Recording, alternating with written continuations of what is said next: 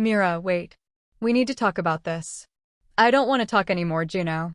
I'm tired of explaining myself. What do you think will happen when they find out about us? Hey guys, welcome back to Alina Korean Stories, where moonlight meets myth. You know, we always bring you juicy and amazing tales straight from the heart. Now, grab a glass of wine, sit back, and let's give you some juicy gist.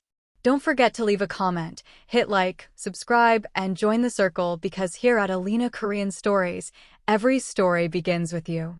Mira checked her reflection one more time in the cafe window. Her braids were freshly done, her makeup subtle but polished. She'd left work early, changed in the office bathroom, and rushed across Seoul to meet Taehyun at the restaurant he'd chosen in Gangnam. When she finally spotted him through the glass, he was already seated, scrolling through his phone with that familiar, distant look. Taehyun, she called, pushing through the door. He looked up and smiled, but it didn't quite reach his eyes. Mira, you came. Sit down. She dropped her bag on the chair across from him. You said it was urgent. You sounded stressed on the phone. What's wrong? Taehyun leaned back, that smile still plastered on his face. Nothing's wrong. I just wanted to see my girl. Is that a crime? Mira studied him carefully. Something was off. His leg bounced under the table. His fingers drummed against the menu. You're acting strange. Just tell me what's happening. He waved over a server. Let me order first. You need to relax, Mira. You've been working too hard.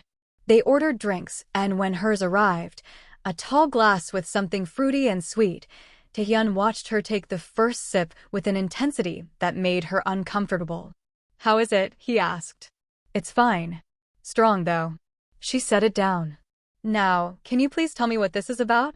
He looked away, jaw tightening. I need your help with something. What kind of help? Financial help. Myra's stomach dropped. Taehyun, I already gave you everything I had saved. I helped you with your business loan, remember? I can't give you more right now. This is different. His voice took on an edge. I'm in trouble, Mira. Real trouble. She leaned forward. What kind of trouble? Before he could answer, she felt it. A wave of dizziness that made the room tilt slightly. She pressed her fingers to her temple. This drink is really strong. You're just not used to it, Taehyun said quickly.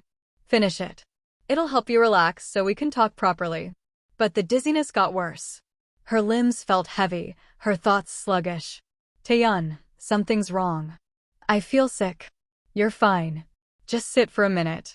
She tried to stand and stumbled. Panic shot through her chest. What did you do? Did you put something in my drink? His face hardened. I didn't have a choice. What are you talking about? The words came out slurred. He grabbed her arm, steadying her but also trapping her. There's a private room in the back. You need to lie down. No. She pulled against him weakly. Take me home. Something's wrong with me. Mira, listen. His voice dropped. I owe someone money. A lot of money. If I don't handle it tonight, I'm dead. You have to help me. I already helped you, she whispered, tears forming. I gave you everything. This is different. You just need to spend time with someone. Just for tonight. After that, my debt is cleared. The words hit her like ice water. Spend time with who? He didn't answer. Instead, he guided her toward the back of the restaurant, past the kitchen, to a hallway she hadn't noticed before. Her legs barely worked. Her vision blurred at the edges. Taehyun, please. Don't do this. I'm your girlfriend. I know, he said, and his voice actually cracked. I'm sorry, but I'm out of options. At the end of the hall, he knocked on a door. It opened from the inside. A Korean man stood there, older, maybe in his 40s, with cold eyes and an expensive suit. Behind him, another man leaned against the wall, watching. Mr. Kang, Taehyun said, his voice suddenly servile. I brought her. Just like you asked. Kang's eyes traveled over Mira slowly. She was barely standing, leaning heavily on Taehyun. This is your payment? Kang asked in Korean, then switched to broken English. She looks half asleep already. She's fine, Taehyun said quickly. She's clean. My girlfriend. She won't cause problems. Myra's head lolled. Taehyun, who is this? I want to go home. Kang stepped closer and lifted her chin, examining her face like she was merchandise. Pretty. Good skin. She'll do. Don't touch me, Mira slurred, trying to pull away. Kang laughed. Still has some fight. I like that. He turned to Taehyun. Your debt is 80 million won. Tonight with her covers half. You understand. Taehyun swallowed hard. Yes. We're good for now, right? The other man, younger with sharp features, spoke up. If she runs or makes trouble, we come for you again. And next time, we take more than money. Mira grabbed Taehyun's shirt with what little strength she had left. Please, she begged. Don't leave me here. I helped you. I trusted you. For a moment, something flickered in his eyes. Guilt, maybe. Regret. Taehyun, if you walk away right now, I'll never forgive you. Never. His jaw clenched. Then he carefully removed her hands from his shirt. I'm sorry, Mira. I don't have a choice. These people will kill me. So you'd rather they hurt me? You'll be okay. He couldn't look at her. Just do what they say. Kang reached for her arm, his grip firm. Smart man. You can go now. Don't come back unless you have cash. Taehyun turned and walked away without looking back. Something broke inside Mira. She twisted in Kang's grip and bit down hard on his hand. Kang jerked back, cursing in Korean. Mira tried to run, but her legs gave out. She hit the wall and slid down, gasping.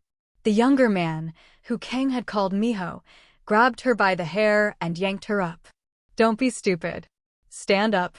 Let me go. She swung at him weakly. Someone help me. Kang shook his bitten hand, anger flashing in his eyes. I like the ones who fight. But you'll learn. He grabbed her arm again and started pulling her toward the inner room. Please, Mira sobbed. I'll pay. I'll work. Just don't do this. Enough, Miho snapped. You talk too much. That's when a voice cut through the hallway. Stop. Everyone turned. A man stood at the entrance to the hallway, tall, well-dressed, with an air of quiet authority. He looked young, maybe late 20s, with sharp features and eyes that held no fear. Kang frowned. Juno? What do you want? You came here to drink, not to interfere. Miho still had his hand on Myra's arm. She looked at the newcomer with desperate, confused eyes. Juno's gaze settled on Mira for a brief moment, taking in her drugged state, her tears, the way she was barely standing. Then he looked back at Kang. I want her, Juno said simply. Kang stared at him, then burst out laughing. You? Rich boy wants to play hero now. Some of Kang's men, who had emerged from the room, snickered. Juno didn't react. How much is his debt? Kang's smile faded. Why? You planning to pay? Miho scoffed. Don't waste our time with jokes. Juno pulled out a sleek wallet from his inside pocket and set it on a nearby table. I don't joke. How much? Kang crossed his arms. 80 million won. Myra's head snapped toward Kang. 80 million? For that, you're willing to. Miho shook her arm. Be quiet. Juno opened his wallet with calm, practiced movements. He counted out bills quickly, then pulled out a thick stack. Here's 40 million. Cash. Right now. Kang raised an eyebrow. That's only half. And another 40 million tomorrow morning, Juno continued. Clean transfer. Your usual account. Kang hesitated. The cash on the table was real, crisp bills stacked neatly. That's a lot of money, Miho muttered in Korean. We could use it. Kang clicked his tongue. I could also use her. Juno stepped closer, his voice dropping. You know my family. You know the Choi name. If I say I'll pay, I'll pay. And if you touch a woman I just claimed, we'll have a different kind of problem. The word claimed hung in the air. Kang's jaw tightened. So you think you can buy anything because you're a Choi heir? Juno reached into his inner pocket and pulled out another bundle of cash, dropping it on top of the first. 60 million now. 20 million tomorrow. Take it or keep chasing a gambler who sold his own girlfriend. Silence. Kang looked from the money to Mira, then back to Juno. Greed won. He snatched the cash, thumbed through it quickly, then shoved it at Miho. Fine, Kang spat. Take her. But don't forget whose territory this is. One day, rich boy, you'll bleed here too. He jerked his chin at Miho. Miho released Myra's arm with a small push. Mira stumbled, but Juno caught her before she fell. "Stand up straight," he said quietly. "Don't look weak." Her fingers clutched his sleeve. "Why are you helping me?" "I don't know you." He didn't answer. Instead, he raised his voice so everyone could hear. "She's mine. From the moment she walked in, she was my woman. Remember that." The room shifted. Some men laughed, others looked away. Kang smirked. "Enjoy her then. Make sure she's worth it." Juno leaned down close enough for only Mira to hear. "I'm not going to hurt you. I just need them to think I will. Walk with me. Don't argue." Mira swallowed hard. Her head still spun, but his grip was steady. He wrapped an arm around her waist for support and led her toward the exit. Behind them, Kang's voice rang out one last time. "Rich boy, if you don't pay the rest tomorrow, I'll come collect your woman myself." Juno didn't look back. "She won't be here." They walked out together, Mira pressed against his side, both knowing that this night had just changed everything. Juno led Mira down the hallway, his arm steady around her waist. Her legs were still weak, but his support kept her upright. "Where are we going?" she whispered. "Room," he said shortly. "Kong isn't stupid. He'll check." Her heart jumped. "I don't want to." "I know," he cut in. "Just walk." He pushed open a door and guided her inside, then closed and locked it behind them. Mira pulled away from him, backing up against the wall. "If you touch me," she said, voice shaking, "I'll fight you. I don't care who you are." Juno looked at her properly for the first time. Her makeup was smudged, her eyes red and glassy from whatever Taehyun had put in her drink. "I told you," he said quietly. "I'm not here to use you." "Then why bring me to a room?" "Because Kang thinks like an animal," Juno replied. "If I pay for you and just walk out holding your hand, he'll send someone to drag you back. He needs to believe something happened." Mira stared at him. "I don't understand." Juno stepped closer, but stopped at a safe distance. "You're drugged. He knows it. If he doesn't hear anything from this room, he'll think I'm weak. He'll come back. And if he comes back, he'll try again. Maybe when I'm not around." She wrapped her arms around herself. "So, what do you want me to do?" He looked at the door, then back at her. "We need to make noise. Make it sound convincing." Myra's eyes widened. "You want me to pretend I'm with you?" "Pretend," he said firmly. "Only that. I won't touch you.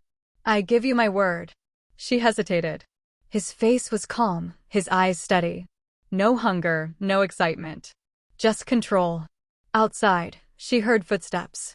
Her chest tightened. "What if he comes to check?" she asked. "Then I'll tell him to get lost," Juno said. "But he'll listen first. So we start now." He moved to the bed and sat down, then lay back, still fully clothed. "Stay near the wall. You don't have to come close. Just make it sound real." Her hands shook. "I can't do this." He turned his head toward her. "Mira, do you want to go back to Kong?" The answer was no, written all over her face, in every trembling muscle. She took a slow breath. "What should I say?" He suddenly raised his voice in Korean, loud enough for anyone outside. "Yeah, come here. Stop being difficult." Mira jumped at the tone, then understood. He lowered his voice again. "Now you respond. Complain, protest, say my name. Anything. Just don't be silent." Her cheeks burned. This was worse than crying. It felt like she was destroying herself. But she remembered Kang's hand on her arm. Remembered Taehyun pushing her away like garbage. She forced herself to speak. "Wait," she said loudly, making her voice rough. "Can't we just talk?" Juno slapped his palm lightly on the mattress to make a sound. "Who told you to talk?" he shouted, still acting. He gave her a tiny nod. She understood and added a small, sharp breath, like she was reacting. Outside, footsteps slowed. Kong tilted his head, listening. Miho smirked. "Looks like Rich Boy knows what he's doing." Kong grunted. "At least he's not wasting my time." Inside, Juno kept up the act. He made a few more loud movements, shifting on the bed, his shoes hitting the floor deliberately. Mira gave short, broken sounds that cut into her throat like knives. Every fake sound felt real in her mind. She felt like she was burying herself in shame. After a while, the footsteps faded. Voices moved away. Juno waited a few more seconds, then went silent. He sat up slowly. "You can stop now," he said quietly. Mira slid down the wall until she was sitting on the floor. She covered her face with both hands. Tears slipped through her fingers. He stood, walked to the door, and listened. No one was there. "We're done," he said. "When you can stand, we leave. Kong won't come back." She looked up at him, eyes wet. "Why?" she asked. "Why did you do all this for me?" Juno's expression remained flat. "I don't like men who sell women. You're safe for tonight. After we leave this place, you're on your own." He unlocked the door, then turned back one last time. "Clean your face. Walk out like nothing happened. Don't let them see you cry." Mira wiped her cheeks with shaking fingers and pushed herself up. Tonight, her body was untouched. But in her mind, shame had already taken root. Mira took a deep breath and followed Juno out of the room. Her legs still felt unsteady, but she tried to walk the way he'd told her to, head up, shoulders back. Her heart pounded in her ears. Every step felt like people were watching, even when they weren't. Kong was nowhere in sight. Some of his men sat around talking and laughing, not paying attention. At the door, Juno stopped. He glanced back at her face, checking her eyes, then opened the door and stepped out first. "Come on," he said quietly. She walked out after him. The cool night air hit her like a wave. For a moment, she felt like screaming. Couldn't anyone see what almost happened? But she swallowed it down. They walked together toward the street, Juno a little ahead, his hands in his pockets like it was just another ordinary night. When they reached the curb, Mira stopped. "Wait," she said. He turned halfway, looking at her with that same calm expression. She stared at him. I don't even know what to say. You didn't have to help me. You paid money for someone you don't know. You stood up to that man. You covered for me." Her eyes dropped. "So, thank you." The words felt too small for what he'd done and too big for what she'd just acted out.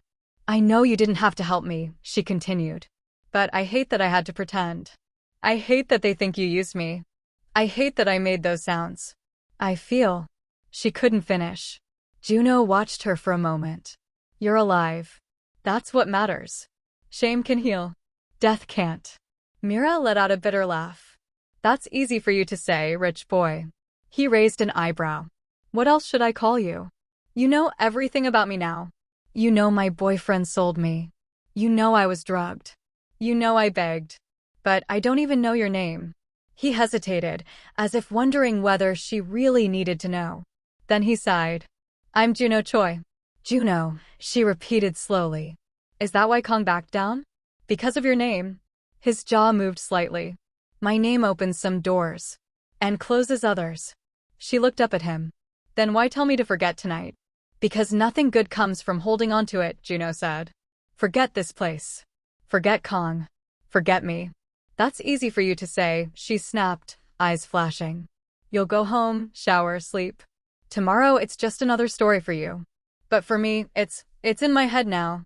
Juno's face stayed unreadable, but his eyes softened for a second. "Listen," he said, voice lower. "You can't change tonight. But you can change what comes next." He took a step closer, not touching her. "Stay away from Taehyun. If he calls, don't answer. If he cries, don't listen. If you see him on the street, cross to the other side. A man who sells you once will sell you again." Mira bit her lip. "You think I don't know that? I feel stupid. I gave him my savings. I defended him to my friends. I thought he loved me." "Love doesn't drag you to Kong," Juno said. "Men like Taehyun only know how to use. You're better than that." She looked at him with tired eyes. "You don't even know me." "You cried for him," Juno said quietly. "That tells me enough." For a moment, they just stood there. Two strangers tied together by one terrible night. Finally, Juno stepped back and gestured toward the street. "Go. Before Kong changes his mind. Find a taxi. Go straight home. Drink water. Sleep." Mira nodded slowly. "Juno," she said, testing his name. "I won't forget tonight. Even if you say I should. But I won't bother you. You've done more than enough." He gave a small shrug as if he didn't care. Do what you want. Just remember the warning about Taehyun. She walked away first this time. The moment distance opened between them, her chest tightened. She hugged herself and walked faster, almost running from the building, from the music, from the memory. Behind the door, Juno stood still for a moment. He told himself it was over. Debt paid, woman safe, not his problem anymore. But when he finally turned and walked back inside, he still saw her face in his mind. Those scared, stubborn eyes. And he knew this night wouldn't leave him as easily as he claimed. The next morning, Juno stood in front of his bathroom mirror, buttoning his shirt with mechanical precision. He hadn't slept well. Every time he closed his eyes, he saw Myra's face. The way she'd looked at him at the door. The way she'd walked away, hugging herself like she was trying to hold her pieces together. He shook his head, trying to push the memory away. Forget this night, he'd told her. His own mind refused to obey. A knock came on his door. Young master, one of the staff called. Your father is waiting. The ceremony starts soon. Coming, Juno said. He met Mr. Choi in the small waiting room beside the hall. His father smiled when he saw him. You look good, son. Juno gave a stiff nod. You too. Mr. Choi adjusted his tie. Today is important to me. I'm glad you decided to be here. I didn't really have a choice, Juno said quietly. His father sighed. Grace is a good woman. You'll see. Juno kept his face blank. He'd heard the story. Nigerian woman, moved to Seoul years ago, divorced from a useless husband, met his father through business contacts. He didn't trust it. To him, it sounded like a calculated plan to marry into money. She loves me, Mr. Choi added. Not just the Choi name. If you say so, Juno replied. An assistant came in. Sir, the guests are seated. We can begin when Mrs. Grace arrives. Where is she? Mr. Choi asked, checking his watch. She said she'd come early with her daughter. Maybe they're just running a bit late. You know women and their preparations. Juno made a small sound. Of course. Already late. Don't start, his father warned. Her daughter just came from across the city. She's nervous. It's a big day for them too. Her daughter, Juno repeated. The same one moving into our house? Yes, Mr. Choi said. She's around your age. You'll look out for her, won't you? I didn't sign up to be a babysitter, Juno muttered. Mr. Choi gave him a sharp look. You will respect them. Grace has been through a lot. She raised that girl mostly alone. We're not better than them just because we have money. Before Juno could respond, someone called from the door. Sir, Mrs. Grace just arrived. Mr. Choi's face lit up. Finally. They moved toward the hall entrance. The simple ceremony was set to start as soon as the bride entered. From the doorway, Juno saw her first. Nigerian woman with kind eyes and a bright smile. Grace. She held a small bouquet in one hand, speaking quickly to one of the staff, apologizing for being late. I'm so sorry, she said, her accent warm and musical. My daughter was so nervous. I couldn't leave her behind. Mr. Choi walked forward and took her hand. You're here now. That's what matters. She smiled up at him. Thank you, Juno. Juno watched, his mouth a thin line. Acting is easy, he thought. Smiling is easy when you see money. Grace finally turned to him. Juno, she said gently. Good afternoon. You look very handsome. He bowed slightly, formal. Congratulations. That's all. Mr. Choi asked. Juno forced himself to add, welcome to the family. Grace's eyes shone. Thank you, son. She turned her head. Mira, come now. Don't be shy. The name hit Juno like a physical blow. Mira. He frowned, thinking it must be a different person. It was a common enough name. There were many Nigerians in Seoul. A young woman stepped from behind one of the pillars, moving slowly toward them. Her hair was styled simply, her dress clean and elegant. Her eyes were lowered, fingers holding her small clutch tightly. Mira, greet your new family, Grace said proudly. This is your stepfather and your stepbrother, Juno. The girl lifted her head. Their eyes met. Juno's breath stopped. It was her. The same face from last night. The same eyes that had pleaded in that hallway. The woman who'd walked out of Kang's place feeling broken. Mira froze too. The hall, the guests, the soft murmur around them, all of it faded. All she saw was Juno standing beside Mr. Choi in a pristine suit, looking nothing like the random stranger who'd saved her. "You," she whispered before she could stop herself. Juno's fingers curled slowly at his side. His father's voice broke in, cheerful, not understanding the silent shock between them. "Juno," Mr. Choi said, smiling wide. "Meet Mira, your new stepsister." For several seconds, nobody spoke. Mira stared at Juno. Juno stared back. The whole night from the restaurant rushed through both their minds at the same time. Mr. Choi, not noticing, laughed softly. "You two look shocked. Don't worry. You'll get used to each other." Grace nudged her daughter. "Mira, greet your brother." Mira swallowed. Her throat felt dry. "Good afternoon," she said, forcing her voice to stay steady. "I'm Mira." Juno's face became a clean mask. "Nice to meet you," he replied as if he'd never seen her before in his life. "I'm Juno." Their eyes held for one more second. Mira understood the silent message in his look. "Don't say anything." Mr. Choi clapped his hands once. "Good. After the ceremony, we'll all sit and talk properly. For now, let's go in." They moved into the hall. Guests smiled, turned, whispered, watched the bride. Mira walked beside her mother, but she could feel Juno somewhere behind her like a shadow. The ceremony passed in a blur. Vows were exchanged, rings placed, pictures taken. People clapped and shouted blessings in different languages. Mira smiled when she was supposed to smile, sat when she was supposed to sit. Inside, she was shaking. Of all the people in Seoul, my new stepbrother has to be the man who saw me at my worst. After the ceremony, as guests mingled and congratulated the newlyweds, Mira quietly slipped away toward a side corridor. She needed air. Needed space to process what had just happened. She barely reached a quiet corner when a hand caught her wrist and pulled her aside. It was Juno. He pushed open a small service door and guided her into an empty room, closing it behind them. "What are you doing?" Mira snapped, pulling her hand away. "You scared me." Juno stared at her, his calm expression gone. What showed now was anger. "You," he said slowly, "are very good at acting."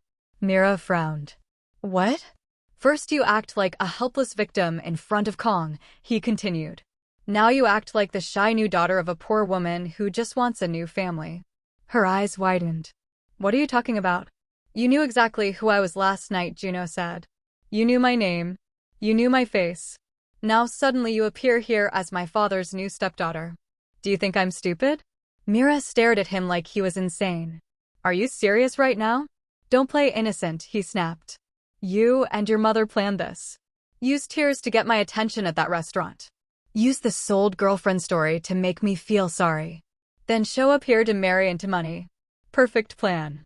Myra's chest burned. "You think I planned being drugged? You think I planned what Taehyun did?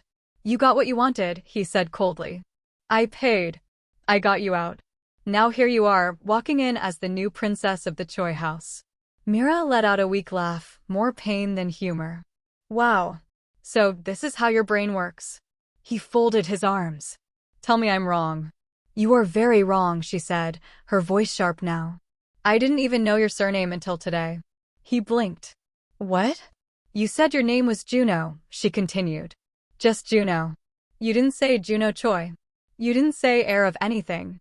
I met one random Korean man who helped me and told me to forget him. Next day, I wake up, try to push last night out of my head, follow my mom to her wedding, and boom, there you are. That's my side." He stared at her, trying to read her face. "And my mom," Mira added, "she doesn't even know what happened to me last night. You think I'd tell her that my ex's mess almost destroyed me? You think she would have walked down that aisle if she knew?" Juno clenched his jaw. "So you expect me to believe this is all just coincidence?" "I don't care what you believe," she said quietly.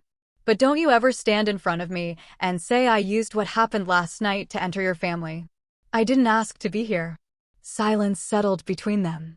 For the first time, doubt crept into Juno's eyes. But his pride held him back. "Fine," he said. "Keep your story. Just remember this, I'm watching you. If you or your mother try anything, I'll be the first one to throw you out." Myra's eyes glistened, but she refused to cry in front of him. Don't worry. I didn't beg to enter this house. And I won't beg to stay. She reached for the door handle. We may be sharing the same roof now, she added. But after last night, you're the last person I want to see. She walked out, leaving Juno alone in the room, his anger mixing with something he didn't want to name. 2 days after the wedding, the house settled into an uncomfortable rhythm. Grace and Mr. Choi were busy with honeymoon preparations, leaving Juno and Mira to navigate the space between them. They avoided each other mostly, passed in hallways without speaking, ate meals at different times. But living under the same roof made complete avoidance impossible. One morning, Juno came downstairs and found Mira at the kitchen table with a notebook, whispering Korean words to herself. He walked past her, then paused. Glanced down at her writing. You're using the wrong particle, he said. She looked up, startled. What? Here. He pointed without touching her paper. It should be not, unless you're talking about a specific action happening at that location. She blinked. You can tell from one look? You're writing it wrong, he replied. Don't embarrass yourself at class tomorrow. He corrected the line with a pen from his pocket and walked away before she could say thank you. Later that week, she found him in the kitchen late at night, opening and closing cabinets with increasing frustration. Can't sleep, she asked from the doorway. He shrugged. Just restless. She hesitated, then poured a glass of warm milk and slid it across the counter toward him. It helps me, she said quietly. You can try it or leave it. He looked at the glass, then at her. You think I'm 5 years old? Your problem, she answered, turning to leave. He picked up the glass. Another night, she passed the music room and heard piano keys. She stopped, drawn by the sound. His playing was surprisingly gentle, almost melancholic. She didn't enter. Just stood in the hallway for a moment, listening, before moving on. In small ways, they started to notice each other. The way she always organized her things meticulously. The way he never wore watches, keeping his wrists bare. They still argued over small things, TV channels, where shoes should go, noise levels. But sometimes, under the anger, something else existed. A kind of sharp awareness neither was ready to name. By the end of the week, one thing was clear to Mira. Living in a rich house didn't mean she had money of her own. Her mother was still adjusting to the new marriage. Mira didn't want to start asking Mr. Choi for money every time she needed something small. Her own savings were nearly gone, thanks to Taehyun. Then her car broke down. It stopped in the middle of a quiet street and refused to start no matter how many times she turned the key. Mira rested her head on the steering wheel. Perfect. Just perfect. She had to pay for towing. The mechanic called her later with an estimate that made her stomach drop. If you don't fix it soon, the engine damage will get worse, he said. Give me a few days, she replied. I'll find a way. That night, she video called her American friend Keisha, who'd been in Seoul longer. You look stressed, Keisha said, chewing gum. What's going on? My car died. And so did my bank account. Can't your new stepdad help? I don't want to start begging in that house, Mira said. His son already looks at me like I'm counting their money. I don't want to prove him right. Keisha leaned back. So you need cash fast. Yes. Keisha was quiet for a moment. Okay, don't freak out. Just listen. I've been doing event hosting and promotional modeling. It pays really well. You're beautiful, Mira. You could easily get gigs. Mira frowned. What kind of events? Club promotions, product launches, that sort of thing. You smile, look good, hand out flyers or drinks. No weird stuff if you set boundaries. I'll introduce you to my manager. I don't know. It's not what you're thinking, Keisha said. It's legitimate work. You'll be with me the whole time. Just try it once. Fix your car, clear your head. After a long pause, Mira agreed. The next evening, she wore a simple but eye-catching outfit Keisha lent her. The club manager looked her over and nodded. She'll do well. Good presence. Myra's job was to walk around with a tray of promotional drinks, smile, engage with guests, and make the brand look good. At first, her heart pounded. The lights, the music, the eyes on her. But Keisha winked from across the room, and Mira focused on the task.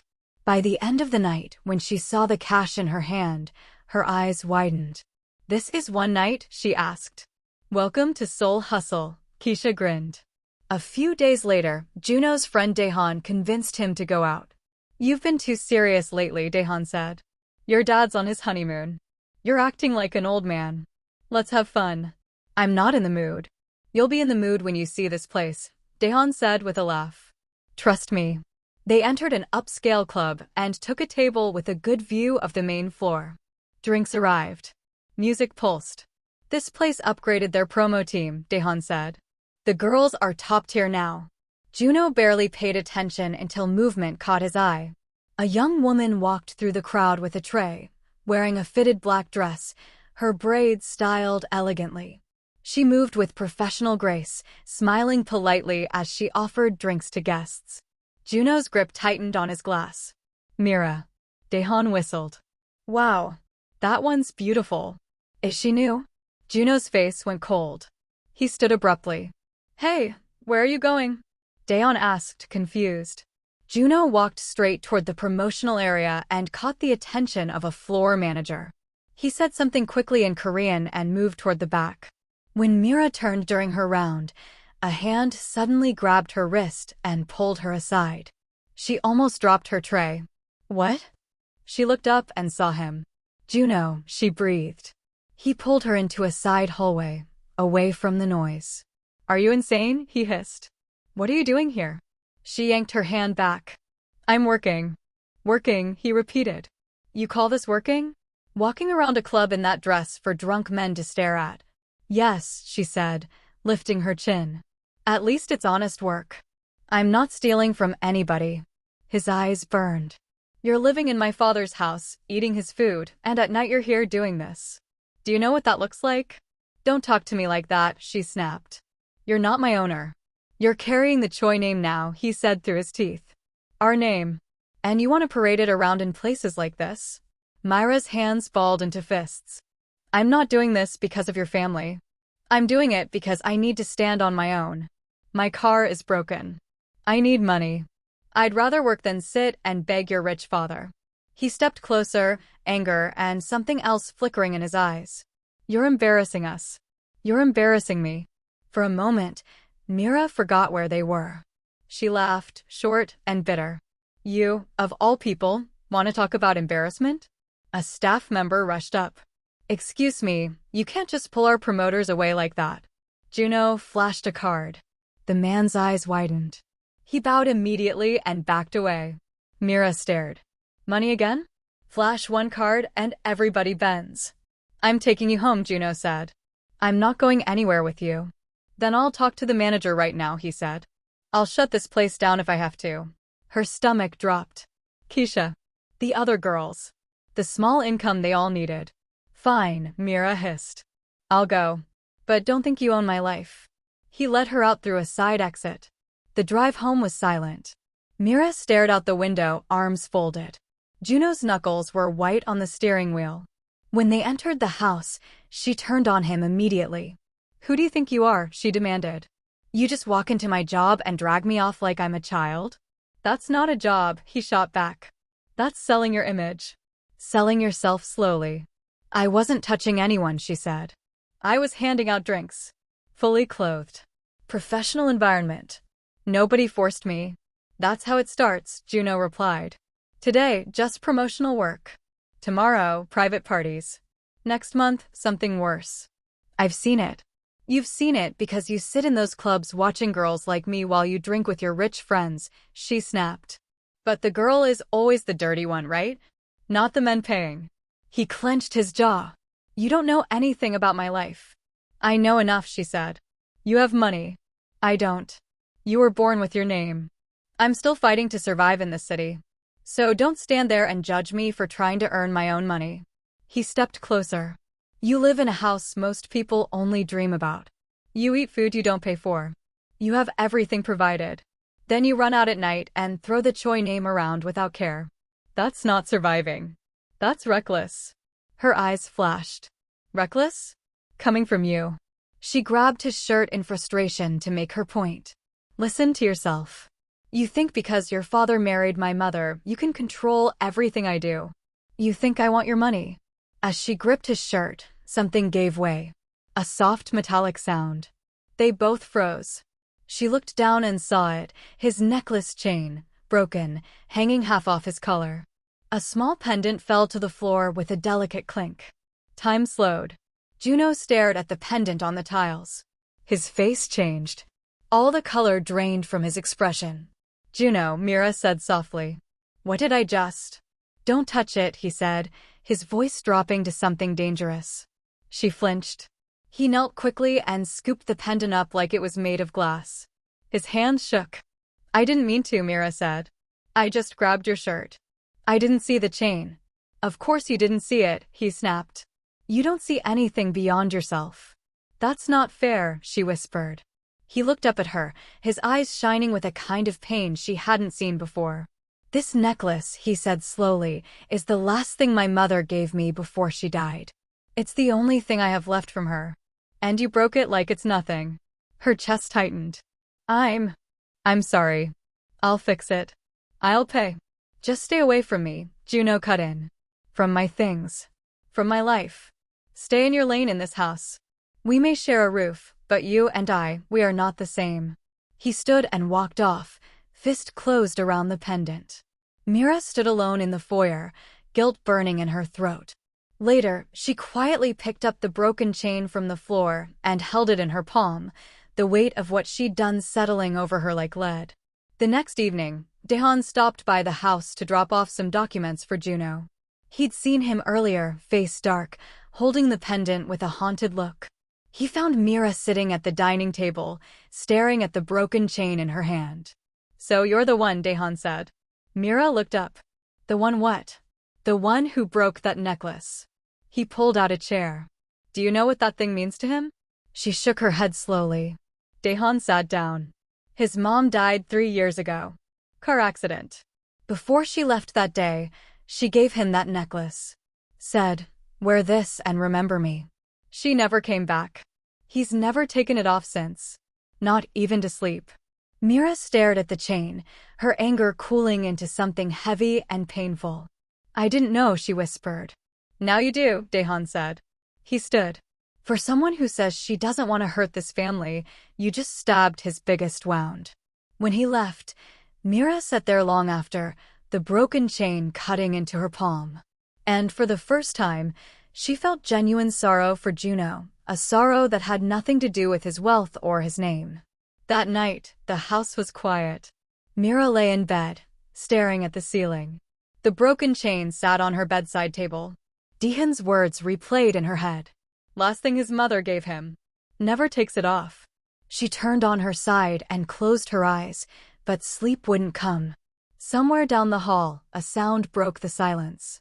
At first, she thought it was the TV. Then she heard it again, a choked sound, a rough voice.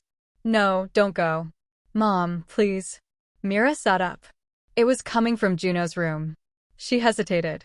After everything that had happened, maybe she should mind her business. But the sound came again, more desperate. Like someone drowning. She got up and walked down the hall. His door was slightly open. She pushed it gently and stepped inside. Juno was in bed, twisting from side to side. His face was contorted, sweat on his forehead. His hand clenched the sheet like he was holding onto something slipping away. "Mom, don't leave," he muttered. "Don't get in the car. Please don't die." Myra's chest squeezed. She moved closer. "Juno," she said softly. He didn't wake. His breathing was ragged. His legs jerked like he was trying to run. "Hey," she said, touching his shoulder gently. "Juno, wake up. It's a dream." He flinched. She shook him a little firmer. "Juno, it's Mira. Wake up." His eyes snapped open. For a second, he looked lost, like he didn't know where he was. Then he saw her. "Mira," he croaked. "You were having a nightmare," she said quietly. "You were calling for your mom." He swallowed hard and tried to sit up. His hand reached for his neck out of habit, then stopped when he remembered. The missing necklace. He looked away, jaw tight. "I'm fine. You can go." "You're not fine," she replied. "You were shaking." He rubbed his face with both hands.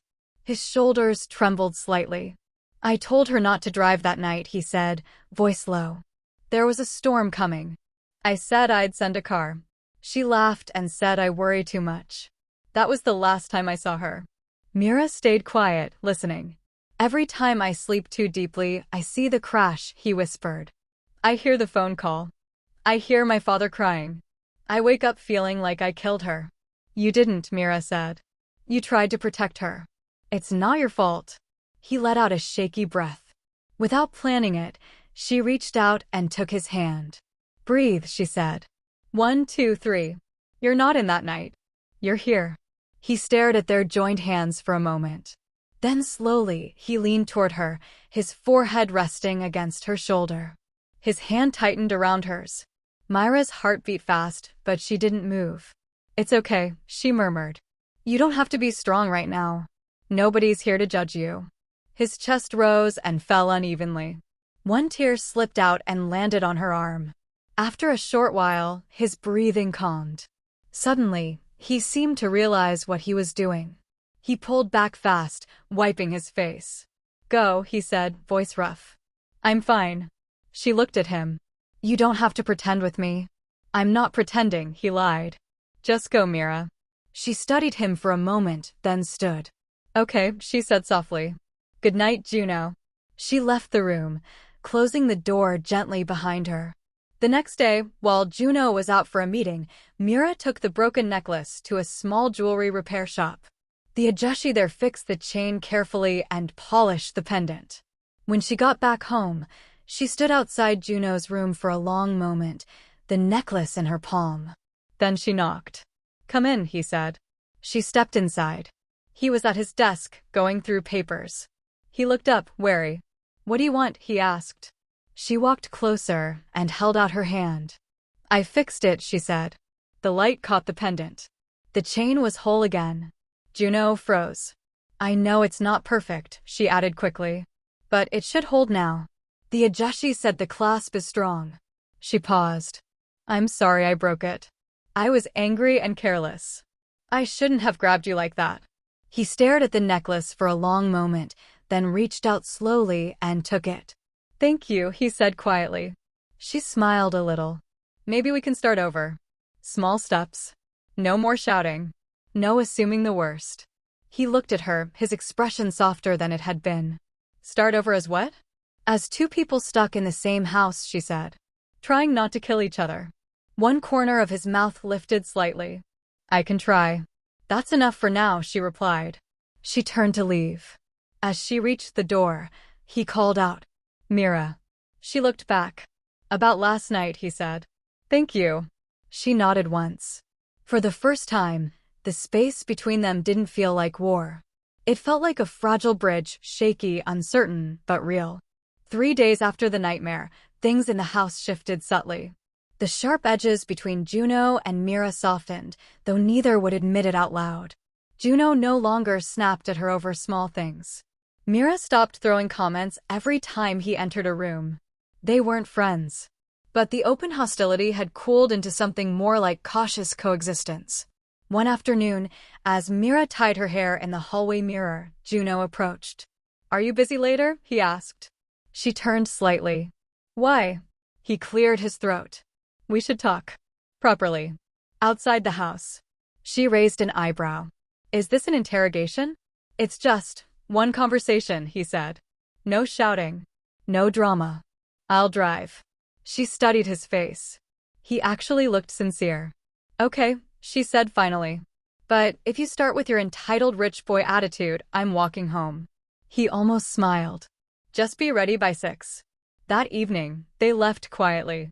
No staff, no questions. Where are we going? Mira asked as he drove. You'll see. After navigating through the city, he parked in an underground lot and led her up a back stairway. They emerged onto a private rooftop terrace attached to one of his family's buildings. It wasn't fancy, just a clean space with a simple bench, low wall, and string lights casting a warm glow. Mira looked around. Where is this? One of our properties, he said. I come here when I need to think. You come here alone? Yes. And you brought me? Yes, he repeated. Don't make it a big deal. She smiled slightly. Too late. They sat on the bench with a small gap between them. For a while, neither spoke. You wanted to talk, Mira said. So talk. He exhaled slowly. I misjudged you. She blinked. That's new. I thought you and your mother came here for money, he said, looking straight ahead. I thought you used what happened with Kyng to manipulate me. Then used my father to secure your place. I was wrong. She looked down at her hands. My father was a gambler. Not with food or clothes, with money, with our future. He'd disappear for days. Any small savings my mom had, he'd take for his next bet. Juno turned toward her, listening. When we moved to Seoul, we thought distance would change him. It made him worse. New places to gamble. New debts. New lies. Her voice tightened. When things got really bad, he started spreading rumors about us. Told people we were gold diggers, that my mom used men for money. He wanted to destroy her reputation so no decent man would want her. So she'd have to come back and support his habit. Juno's expression darkened. That's cruel. So when you called me a gold digger, Mira said quietly, you were just repeating his script. You have no idea how much that hurt. Silence settled between them. I'm sorry, he said simply. I shouldn't have believed the worst from the beginning. She looked at him. So, what do you believe now? He hesitated. I believe you're stubborn. Too proud. You don't back down even when you probably should. She frowned. Is that supposed to be a compliment? But, he added, you're also honest. You fight for the people you love. You don't give up. And you're... He paused. Hard to ignore. Her heart skipped. Hard to ignore? He looked away. Don't make me say it twice. She swallowed. What about you? I know you as rich, cold, and broken over one necklace. What else should I know? He let out a slow breath. I grew up with everything and nothing. Money, yes. Houses, yes. But my parents were always working. I ate dinner alone most nights. I learned early that people liked my name more than they liked me. He glanced at her. Then my mother died. It felt like someone turned off all the noise and left me with silence I never asked for. So I fill it with work, with going out, with distractions. Anything to avoid feeling. Myra's chest softened. You're not as strong as you pretend to be. Don't say that outside this rooftop, he replied. They both smiled slightly. The air between them shifted. The anger that used to sit there stepped aside for something else, gentler but more frightening. Mira, he said quietly. Do you feel anything for me? She could have lied. She almost did. Instead, she held his gaze. Yes. I tried to hate you. I still want to argue with you sometimes. But I feel something. I don't know what to call it yet. His eyes searched her face. I feel it too. Her breath caught. Slowly, as if giving her time to pull away, he leaned closer. If you don't want this, he murmured, say it now. She didn't move. He closed the distance and pressed his lips to hers. The kiss was slow. Careful. Like both of them were afraid it would shatter. When they finally pulled back, Myra's heart was racing. We can't let anyone know, she said. Our parents, the staff, they'll think it's wrong. I know, he replied. For now, it stays between us. Secret? She asked. Secret, he agreed. They sat side by side, shoulders touching now, both knowing that one kiss had changed more than they were ready to admit. After that night on the rooftop, everything changed for Juno and Mira. They still moved through the house like normal step-siblings during the day. But small moments gave them away, to themselves at least. A glance that lasted too long. A smile shared in the hallway. A hand that brushed accidentally and lingered. They kept their secret carefully. But secrets have a way of attracting attention. One evening, Juno met Daehan at a lounge. Not the club where Mira had worked, a different place they frequented. Daehan raised his glass. You look different lately. Lighter. What's going on? Juno sipped his drink, trying not to show anything. Nothing. Just less stressed. Daehan grinned. Less stressed? Come on. How's life with the new stepsister? It's fine. Fine? That's all. Daehan leaned back. For someone in such a complicated situation, you seem surprisingly calm. Juno gave him a warning look. Drop it. Relax, Daehan laughed. Nobody here cares. At a nearby table, a woman with sharp eyes and designer clothes watched them carefully. Her name was Yuna. She'd noticed Juno before, the way he carried himself, the way people respected him without him demanding it. She'd tried to get his attention multiple times with carefully orchestrated chance meetings, but he'd never looked twice. Tonight, she noticed something different. His face was softer, almost content. Because of who? She wondered.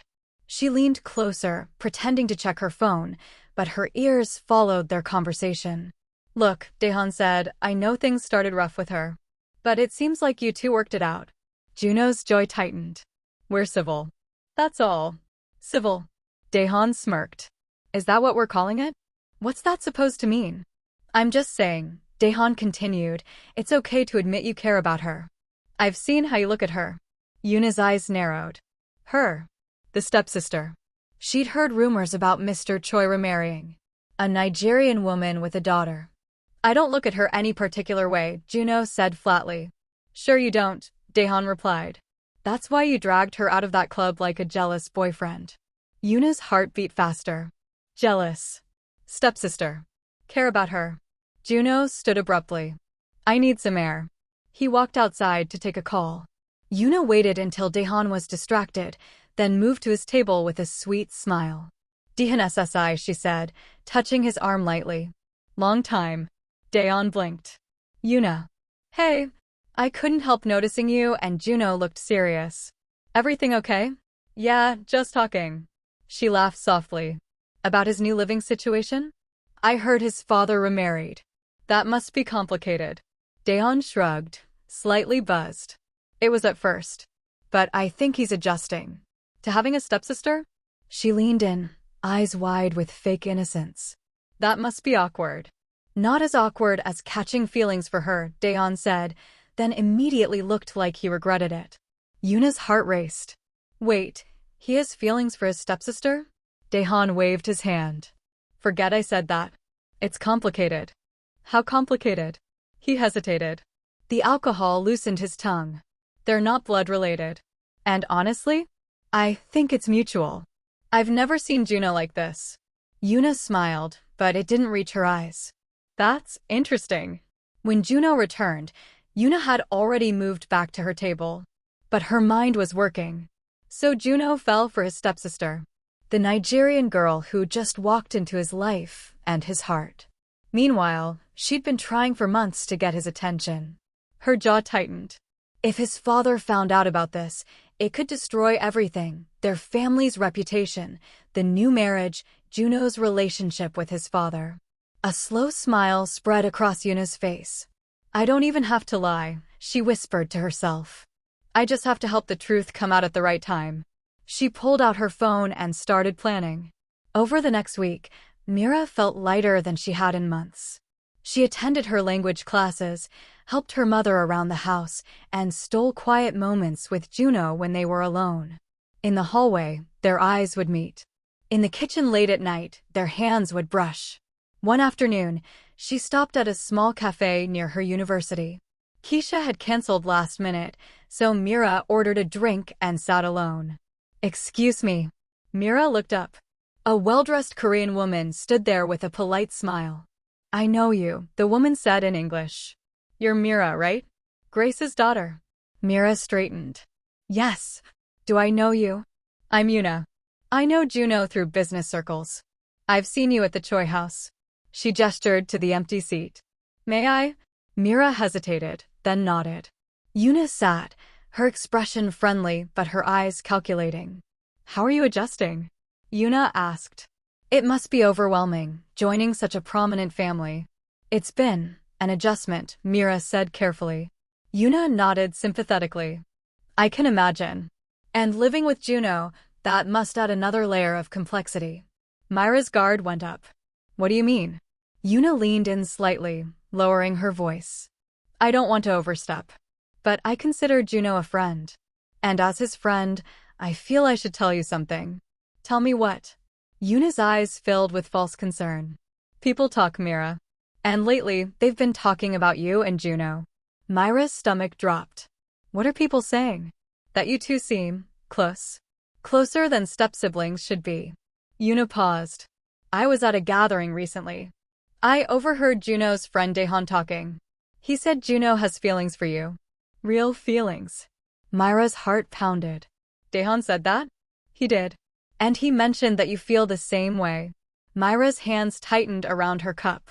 Why are you telling me this? Yuna's expression turned serious. Because I care about Juno's future. His father just remarried.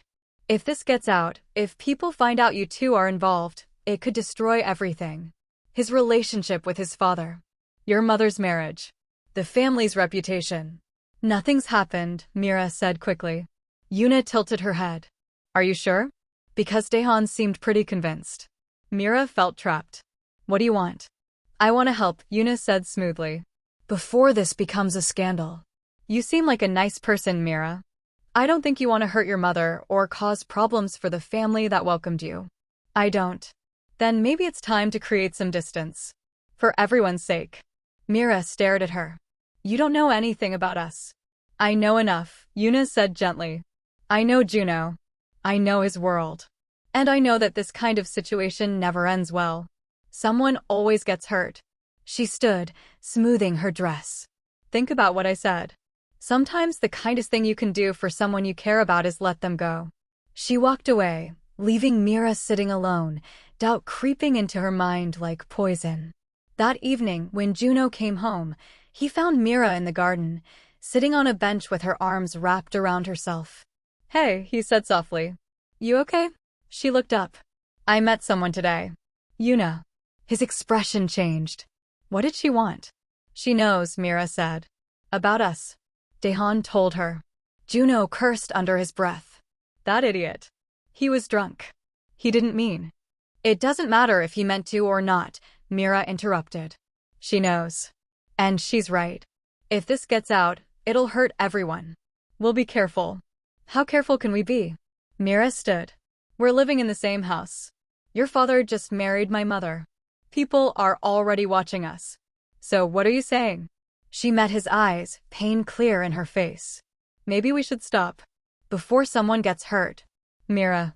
Your relationship with your father. My mother's happiness. Our family's reputations. Is what we have worth risking all of that? He stepped closer. Yes. The simple answer hung between them. Juno, be realistic. I am being realistic, he said. I've spent my whole life doing what's expected. Playing it safe. Protecting the family name. And I've been miserable. He took her hand. You make me feel something real. Something that's mine, not inherited or expected. I'm not giving that up because someone like Yuna thinks she knows better. But she's right, Mira whispered. This could destroy everything. Or, he said, we could trust each other. Keep our secret a little longer. And when the time is right, we'll figure out how to tell them. Together. Mira wanted to believe him. But doubt had taken root. I need to think, she said, pulling her hand away. I need space. How much space? I don't know. She walked toward the house. I need time. Juno stood in the garden, watching her go, feeling something precious slipping through his fingers. For the next few days, Mira avoided Juno. She left early, came back late, stayed in her room. When they passed in the hallway, she looked away. Juno tried twice to talk to her. Mira, please. Let me explain. There's nothing to explain, she said quietly. We both know this was a mistake. It wasn't a mistake. It was, she insisted. We got caught up in something that shouldn't have happened. We're family now. We need to act like it. The word family felt like a knife. He stopped trying after that. But the distance cut through him. One night, Daehan dragged him out again, insisting he needed to get out of his head. They went to a different lounge. Juno drank more than usual. At some point, his head grew heavy. His memory blurred. He remembered sitting in a private booth. He remembered pushing Daehan away, saying he wanted to be alone. He remembered his phone buzzing. Then nothing clear. Just flashes of voice, laughter, perfume. The next morning, his head pounded. He woke up on a couch in a VIP room, still fully dressed, jacket open, shirt rumpled. A staff member told him Daehan had already left and settled the bill. Juno dragged himself home, showered, and tried not to think too much about the blank spaces in his memory. He didn't know that night was already being weaponized. Dear viewers, this definitely not the end of the story. It is the beginning of something more thrilling. If you enjoyed this story, let me know in the comments below. Don't forget to like and subscribe if you haven't already so you can be the first to be notified when I drop the next one. Thank you so much for watching, beautiful people. See you in the next one.